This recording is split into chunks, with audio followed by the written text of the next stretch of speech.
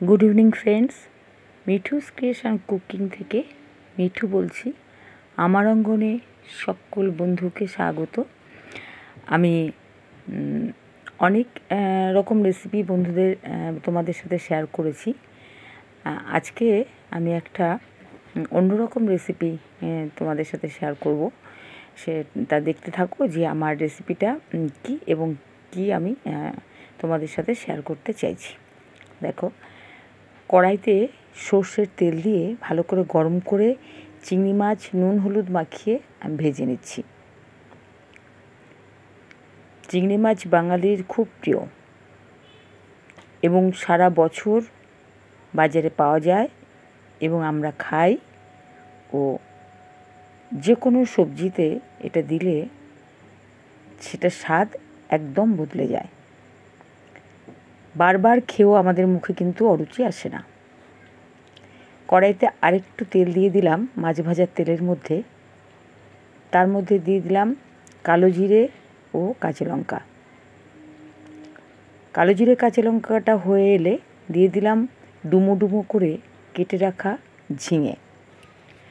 আমি আজকে বন্ধুদের সাথে শেয়ার করতে চলেছি ঝিঙের জল বড়া। তা চলুন দেখে নেওয়া যাক আমি কি করছি। ঝিঙে ভালো করে তেলের মধ্যে কষিয়ে নুন হলুদ দিয়ে একটু মজে এলে গ্রেভির জন্যে আমি জল দিয়ে দিলাম। ওটা গ্যাসে ফোটার অপেক্ষা করছি।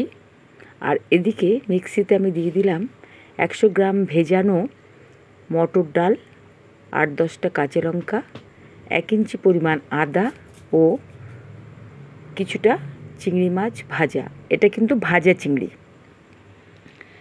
এইবার এটা মিক্সিতে পেস্ট করে নেব। আর এদিকে প্লেটে নিয়ে নিয়েছি নুন, চিনি ও হলুদ গুঁড়ো। এইবার আমি আমার পেস্ট করা ডালটা খুব ভালো করে মাখিয়ে নিচ্ছি।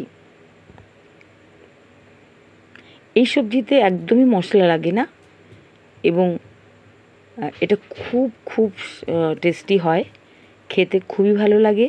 সকলের জন্য এটা খুব উপযুক্ত একটা সবজি।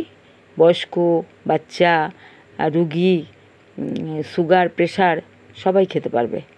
এটার কোনো বাধা নেই, সেই ধরনের একটা রান্না। এটা সম্পূর্ণ নিরামিষ।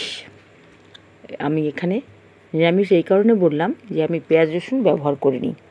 মাছটা দিয়েছি ঠিকই, চিংড়িটা ইউজ করছি, কিন্তু পেঁয়াজ রসুন দিলে যে একটা রিচ হয় রান্না, না সেইটার কথা বলেছি আর কি এক্ষেত্রে।